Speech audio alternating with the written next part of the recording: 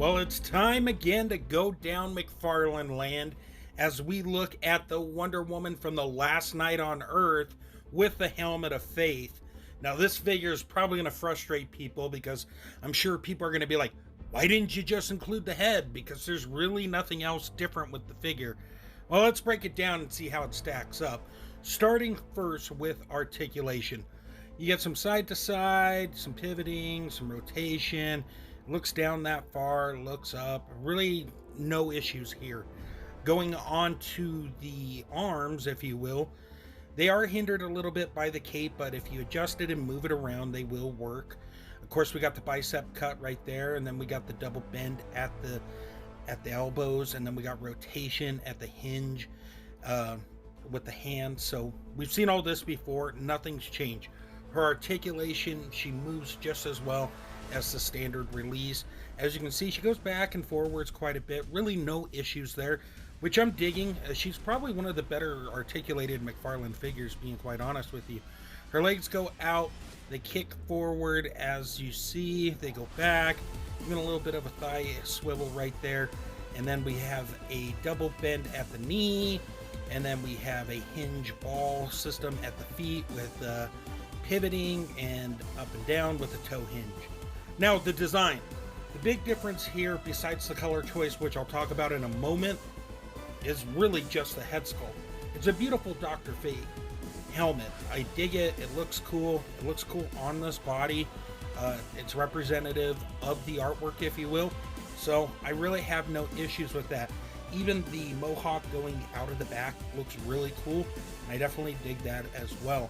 So really no complaints with the head at all, which is important because it's the biggest change with the figure. Looking over the body, it's the same as we've seen before, just with those color changes, which I'm going to show now. Here we are with the comparison. As you can see with the original release, it's a little more muted.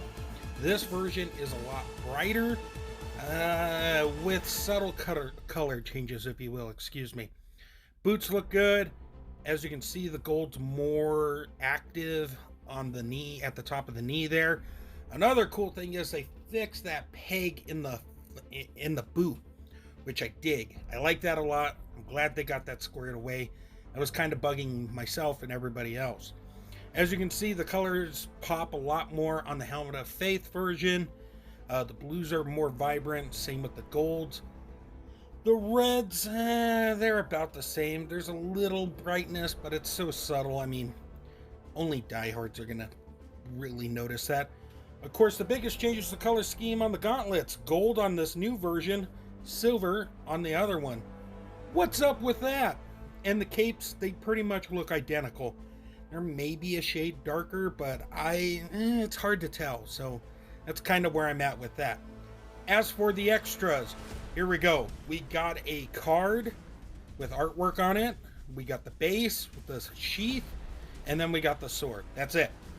Here we are with the card. This one features artwork from the toy photographer. Looks cool, but totally not in line with my cards. This is a running change now, it seems. Very strange. I don't know how I feel about it. I'm kind of up in the air. The sheath looks cool. As usual, it can pop off. I didn't point this out in my original review. I should have, but it just takes a moment or two. But once you pop it in, it rotates like so. Really no issues with that. And we have a sword. It is very bendy. My suggestion, get it in how you want, then get it in some nice cold water to get it to work. And then it just plugs right in like so, really with no issues at all. So there is that. As for our size roundup, here we go. We got our Mezco Wonder Woman comparison, if you will. We have our Super 7 Turtle comparison. We have our Diamond Select Hulk and Lord of the Rings. Our NECA Rocksteady and Biff. Storm Collectibles Ermac and Motaro. DC Collectibles Batman and Ra's al Ghul. And our McFarlane Mortal Kombat. Our McFarlane Spawn comparison. Our McFarlane DC Multiverse comparison, Last Night on Earth Batman, and Harley Quinn, Last Night on Earth Wonder Woman, and movie Wonder Woman. So there you go. Alright, final thoughts are as follows.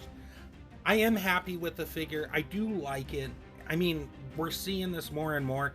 He's getting the most out of his molds. He being McFarlane pronouns, pal.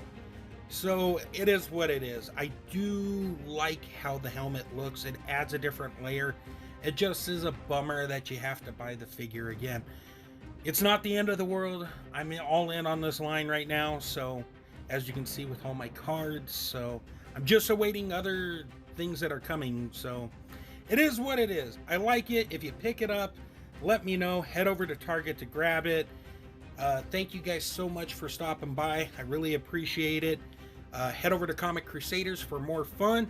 And until we meet again, great googly moogly.